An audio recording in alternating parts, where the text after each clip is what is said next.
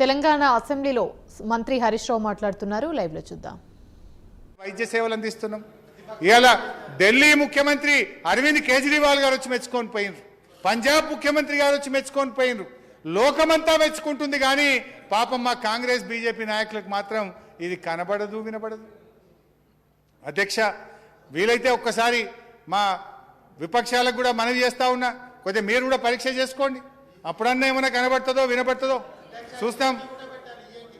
అధ్యక్ష, ఇవాళ విద్యారంగం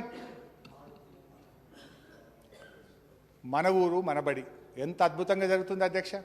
మొన్న ఇనాగరేషన్ పిలిస్తే నేను పోయిన అధ్యక్ష. అసలు ఏ కార్పొరేట్ స్కూల్ను తలదన్నే విధంగా ఇలా ప్రభుత్వ పాఠశాలలు అవుతున్నాయి.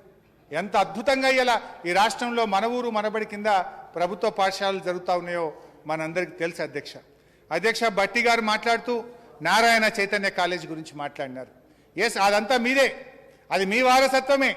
అయినా ఇవాళ మేము పేద ప్రజలకు, ఎస్సీ ఎస్టీ బీసీ మైనారిటీ పిల్లల కోసం ఈ రాష్ట్రంలో 988 రెసిడెన్షియల్ జూనియర్ కాలేజీలు స్టార్ట్ చేసిన ఘనత ఇవాళ ముఖ్యమంత్రి కేసీఆర్ గారు. పేదలు, దళితులు, గిరిజనులు, బీసీలు వాళ్లకు మంచి విద్య అందాలి, నాణ్యమైన విద్య అందాలి. ఒక్కొక్క విద్యార్థి మీద ఏడాదికి ₹1,00,000 ఖర్చు పెట్టి నారాయణ చైతన్య కాలేజీలతో పోటీ పడే విధంగా ఈ రెసిడెన్షియల్ కాలేజీల్లో పిల్లల్ని చదివిస్తా ఉన్నాం. ఇవాళ ఎస్సీ రెసిడెన్షియల్ పాఠశాలల నుంచి బ్రహ్మాండంగా ఐఐటీల్లో సీట్లు కొడుతున్నారు, ఎయిమ్స్లో సీట్లు వస్తున్నాయి, డాక్టర్లు అవుతున్నారు, ఇంజనీర్లు అవుతున్నారు, ఐఏఎస్లు అవుతా ఉన్నారు. ఇంత అద్భుతంగా మన రాష్ట్ర గురుకులాలను బలోపేతం చేసి నారాయణ చైతన్యాలను మరిపించి పిల్లల్ని చదివిస్తున్నటువంటి ఘనత ఇవాళ కేసీఆర్ ప్రభుత్వాన్ని.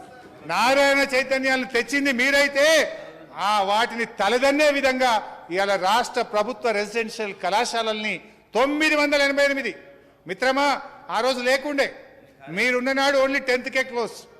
ఎస్సీ రెసిడెన్షియల్ అయినా బీసీ రెసిడెన్షియల్ అయినా